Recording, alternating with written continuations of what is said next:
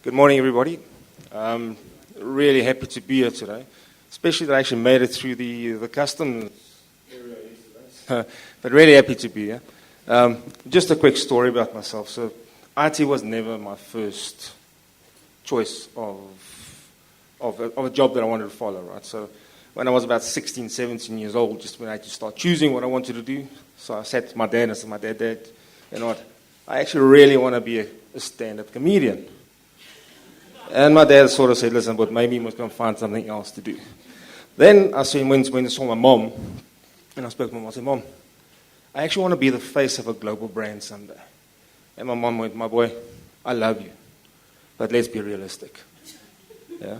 And all I want to say today is they can both just go and laugh themselves because I am the face of a global brand, and I am standing telling jokes on the stage. So Derek, but that's up for you, pal. So I think before we start, right, I've got one question for you guys. What is the difference between a doctor and an IT professional? Anyone?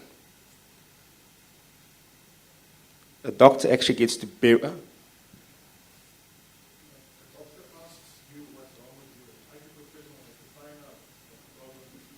That is one of the good answers.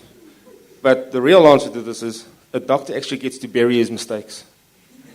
But yeah, guys, so I am from Nutanix.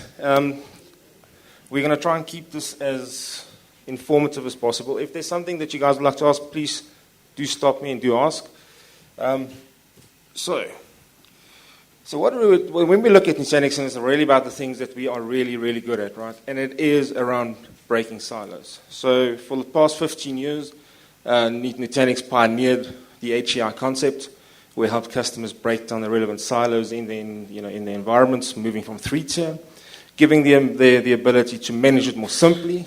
And when you get to a stage when you need to scale, you can scale at will and not with that sort of upfront planning that you typically require from a 3-tier architecture component, right?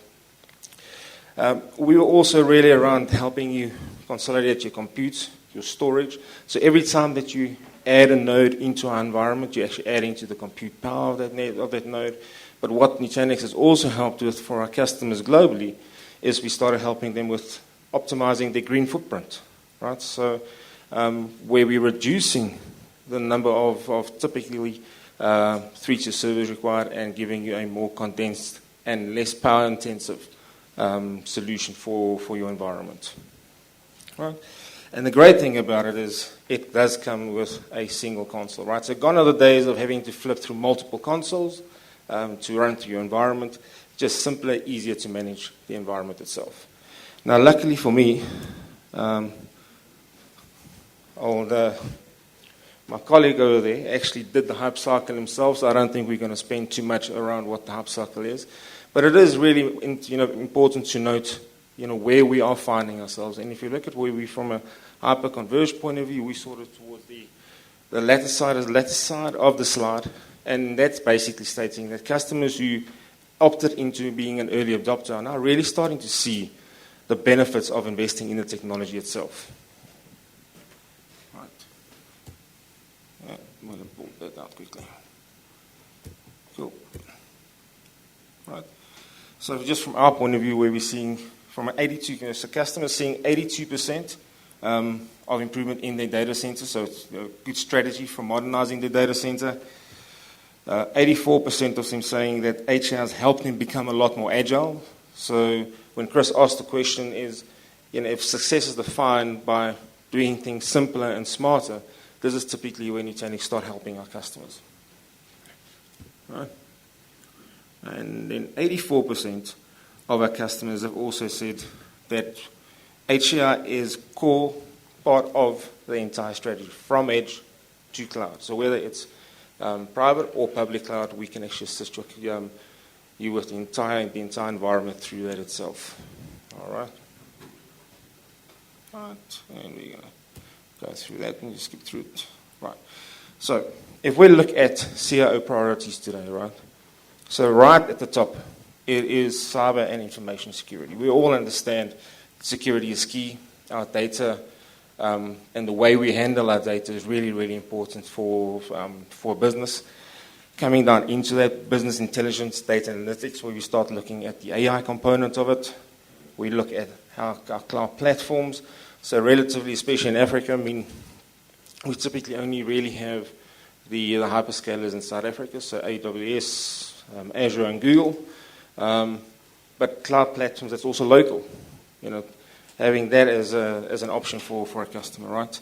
Then we started really going into the AI component, and as we stack down, really seeing that although AI is moving up in importance, it's still fairly low around priorities within the CIO space. And then application modernization. Now this, in itself again, is where Nutanix really, really plays well, right?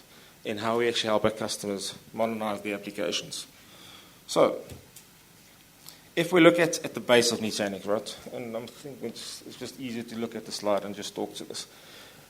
We started off by helping our customers modernizing the infrastructure. Then we started looking at how do we help them optimize their databases. So how do you do consistent database deployments? How do you optimize those databases? How do you optimize your updates within those databases? Then we looked at application modernization, right? So with the advent of cloud and customers' requirement to have a quicker time to market, how do we decide which applications are ready to go to cloud and which applications just should never go to cloud, right? It's like trying to put a square peg into a round hole, giving them that view. Then we started from a Nutanix point of view, right? So we, about a year ago, we launched our own AI component to this, Nutanix Enterprise AI. And basically what we've done there is to provide customers with a building block phase, right? And we call it ChatGPT in a box. The reality around it is we give you a starting package and give you that ability to scale and grow into your AI strategy instead of trying to, pretty much plan in advance and potentially not optimizing or actually using the entire platform at that point in time. All right. Let me just back out. And then on top of that, giving our customers the ability to deploy their Gen AI apps on top of it, build your own Gen AI apps, AI apps, and then bringing in the automation factor, as well as doing the enhanced infrastructure security stuff inside, and formulating that all nicely in a package for our customers. Right. And in that, we call it the Nutanix Cloud Platform. Although we call it a platform, it is still a technology that we can deploy on-prem, and we can deploy it natively in the cloud. So those of you who do use Azure, who do use AWS, we've got the ability to deploy Nutanix within those cloud platforms. But where we do see the benefit for our customers is when we deploy it in your data centers, right? Cool. So Nutanix truly is one platform, right? So we do, and again, I say we call it a cloud platform, but this is where we look at helping you manage any application, any workload, anywhere, right? So whether it's in your own data center, whether it's in the public cloud, whether it's sitting with a service provider, or whether it's sitting at edge locations, or a combination of all four of them, right? There is no restraint in how you can utilize Nutanix to run and manage your environment in your business. The beauty around Nutanix in itself is when we start looking at what business expects from IT, the constant view of doing more with less. The system in itself, the technology, helps you optimize that, helps you plan better, and also helps you around resource allocation, right? So typically, if we look at the traditional way or the traditional sense of managing your environment, you would have multiple administrators spinning wheels while they're busy updating the environment. What Nutanix does help from a business point of view is to help you reallocate those resources to help you focus on strategies that will help you take the business forward into the future.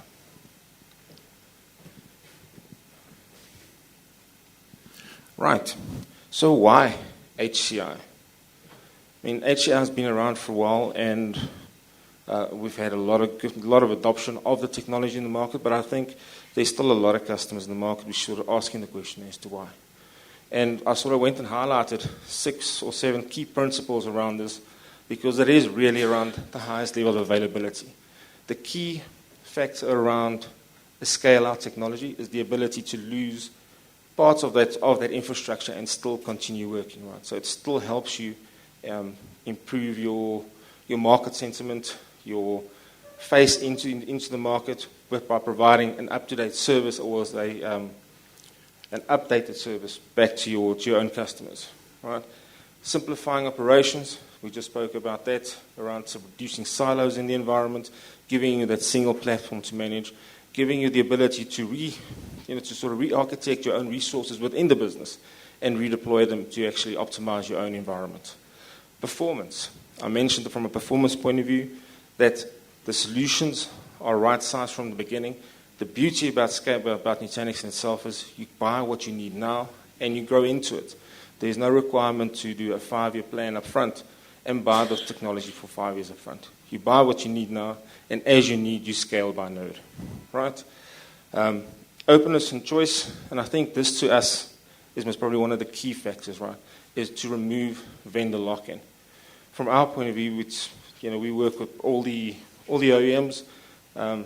Supermicro is our white-labeled hardware, so we call it our NX box. But we do work with the likes of Cisco, we do work with the likes of Dell, Lenovo, HPE. So removing that vendor lock-in component, and then fastest time to market. So we've got the Azure VP for global services that's on record stating Nutanix is the technology that helps them get to cloud the fastest, right? So really in terms of enabling our customer environment. Right. Of course. Wynand, we're not really allowed to sort of make those statements, right? But of course. But we're on TV, so. I am on record now. Sheesh. Oh God. Can I review the footage before we publish it, please? Is it live? Oh my soul. Okay. Right. So that's a bit of a problem. Again, maybe I must go back to my stand-up comedy. So I think it might be better. So again, from a technology point of view, we hear what our customers are saying, we hear what the industry is saying, and security is key within an environment. Without having a secure platform, it just makes life so much more difficult. For Nutanix, we do have security at our core. We do pretty much work around the detect, recover, and prevention components. And there we also have multiple APIs that allows guys like Fortinet, Palo Alto, all those guys to plug into the environment to help you with that additional security. Right? At the moment, from a security point of view, Nutanix scans something just over like 2.5 million anomalies. We're not an antivirus business, but we do provide that additional security into the environment from a data point of view.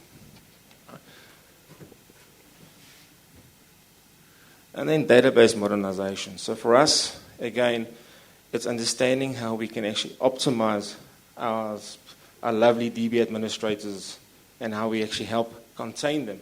Because let's be honest, a DBA in itself is a very, very unique character. They like to run their own backups. They want to spin up their own environments. They want to control their own environments. And they sort of kind of control freaks. Where Nutanix helps you from a business point of view optimize your database platform is giving you one platform for all your databases. So again, giving you a view of all the databases that's in your environment. We help you with database auto-provisioning. So if a database administrator needs a database spun up, you can ensure that that database he is spinning up is spun up within the recommended parameters and requirements from a business point of view. I spoke a little bit about auto-patching. I mean, if you can take today the amount of time it takes an administrator or to do the patching on databases. Typically, if you don't have something like this in your environment today, it can take you pretty much anything from an hour to a couple of days just to get a database updated. Database copy management. Right? How do we actually help you optimize and manage the copies of the multiple copies of databases that's sitting in your environment? This becomes relevant when you start going into cloud, where for every single piece of storage, every bit of compute you use, you pay for, right? Making sure that our administrators keep themselves honest. One of the key secret sources for us around Nutanix is what we call the Nutanix time machine. This helps us that in event of loss of data, or the environment crashing down, or just losing power on all fronts, the time machine is built on spaces where we can help you recover that database right up until the last second before the actual failure took place, right?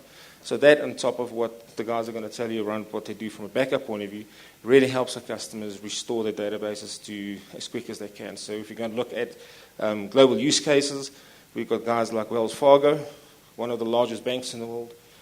They've got I think it's a 93 terabyte database that used to take them up to a week to restore if they actually did the DR testing.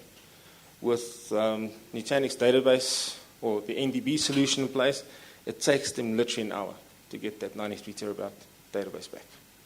Right, so really cool, really, really helps our customers. And again, it's around fastest time to market. It's how quickly we can help you get your solutions into the market, right? And again, that we achieve by having the one platform, having that auto provisioning in place, and doing it without having to refactor the application when we move it, or the database when we move it. If we move the database into the cloud for you, it doesn't need to be replatformed. We take care of all of that for you from a technology point of view.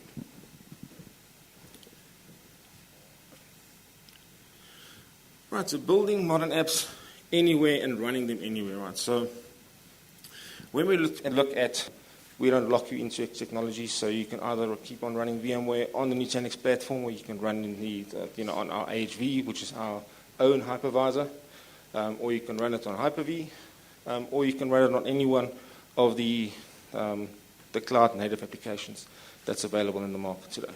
Right?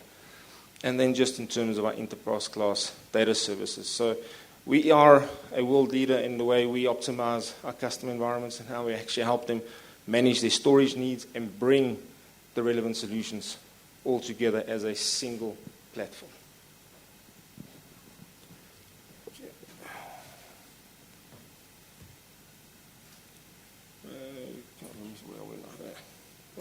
So I spoke a little bit in the beginning. So last year, Nutanix went to market with what we call ChatGPT in a box. And again, the reasoning behind this was to actually help customers with that start journey into AI, right? And the reality, and we spoke about it slightly earlier. Okay, well, that's cool.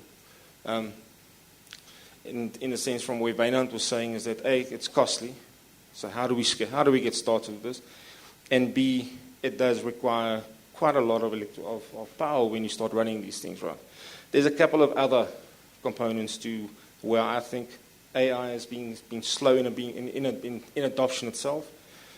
First component is that when people have adopted AI, they typically never went through the process of cleaning their data, classifying their data, understanding what the business need is from an AI point of view. So when they started running those language models, they kept on getting crappy output. Right? So if you're putting garbage in, you're going to get garbage out.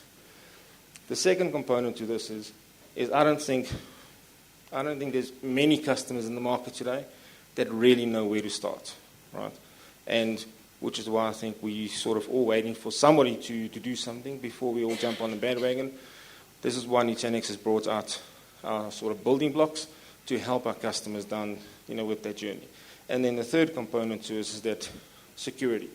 If we look at the AI models available today, the ChatGPTs, everything that we use in the cloud, when we look at those platforms, we all agree that once you've inputted the data, that they're allowed to use that data to teach those language models, right?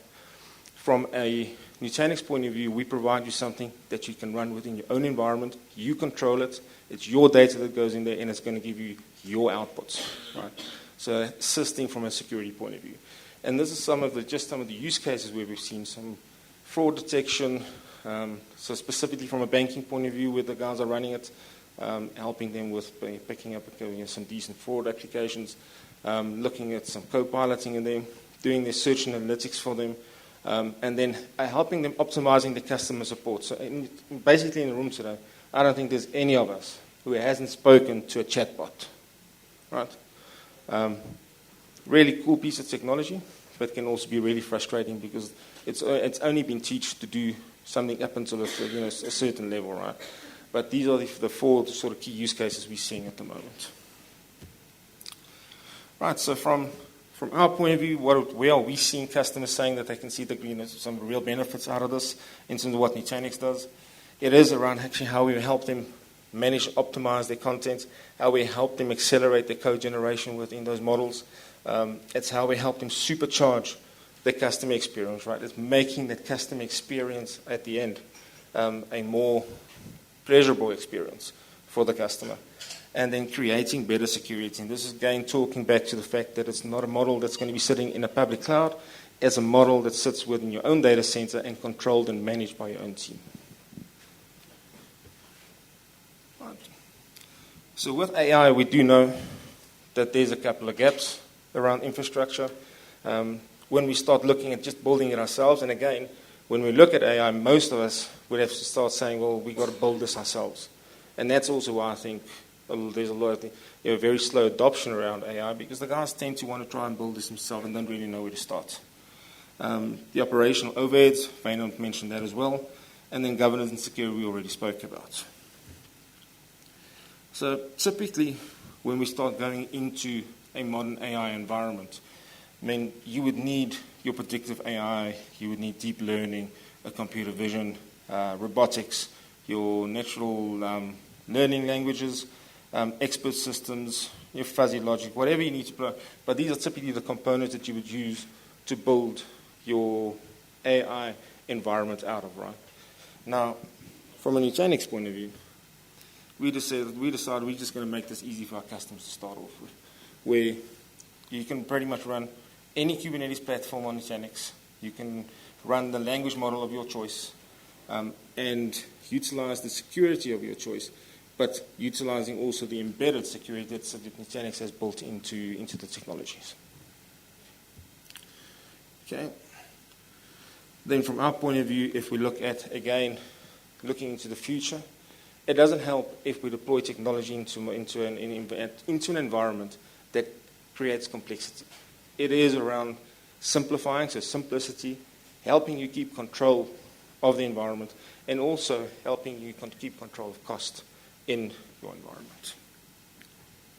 And so if we look at what the Nutanix ecosystem looks like from an AI point of view today, on the left-hand side would be our building blocks. On the right-hand side are all the partners that we actually do have vendor agreements with to have API integrations with to run on our platform.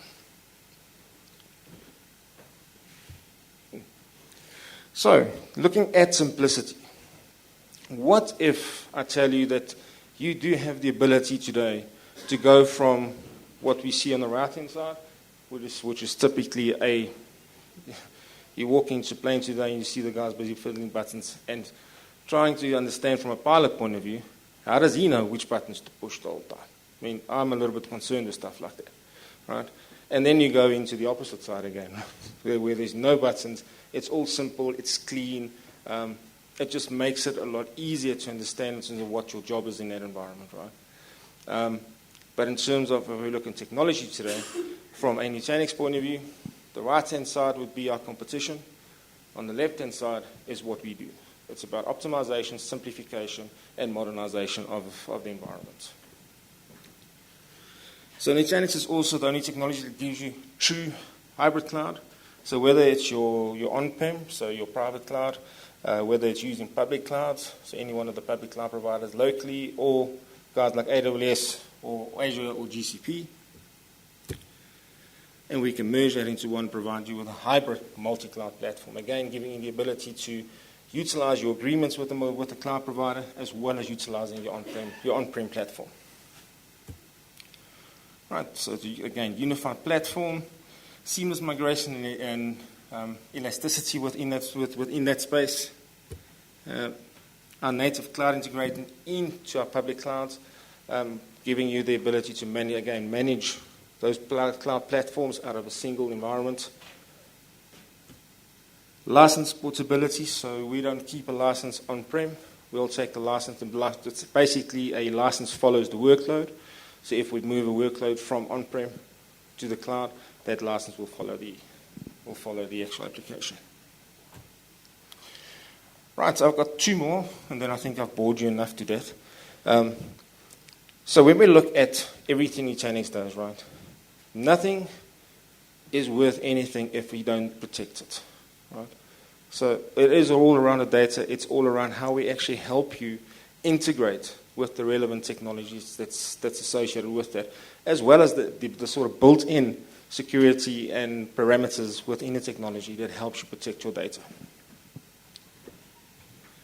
So from a Nutanix point of view, we pretty much have agreements and APIs for all the main players in the market, Commvault, Haiku, Veeam, Rubrik, Veritas, well, ECT, Veritas, and ECT, one business, and Arcserve. But what we do for that is providing you with that one-click failover, helping you to automate the orchestration of recovery plans, and also giving you multi-site replication within an environment, helping you with the backup and archive, so when we start plugging in the technologies into that, and then using the popular backup technology in the market today. Right. This is just a small view of all the IT vendors that we actually partner with. This is a small list. We actually have a list of about 750 odd technologies that we integrate with today. So chances are, if you're not seeing one of your vendors on the list, that we typically do deal with them. We just don't have enough space on a slide for 750 names. Right, so my last piece is pretty much what Gartner is telling us. Right, so Gartner is telling us as an industry to stop buying storage and stop buying a technology at a time. Right? What they're telling us is buy or invest in a platform, and invest in a platform that provides you modular scalability, that provides you with software defined, that it can run on pretty much any hardware that you need, that allows you to start small and scale out and up, that gives you that ability, that standardized platform across the board, that everything we do is API driven, giving you those multi-protocols, giving you a multi-tenant environment if need be, providing with the intelligence and security within the platform, and providing you the ability to run it, whether it's at the edge or at the cloud or in the data center, but giving you that nice single combined platform. All right. So from a Nutanix point of view, it is all around run Nutanix anywhere. So whether it's on-prem, in the cloud, at the edge, or from a managed service provider. Right. Everything nicely encapsulated in one. And that is that. Thank you. Any questions? That's it. Who's next?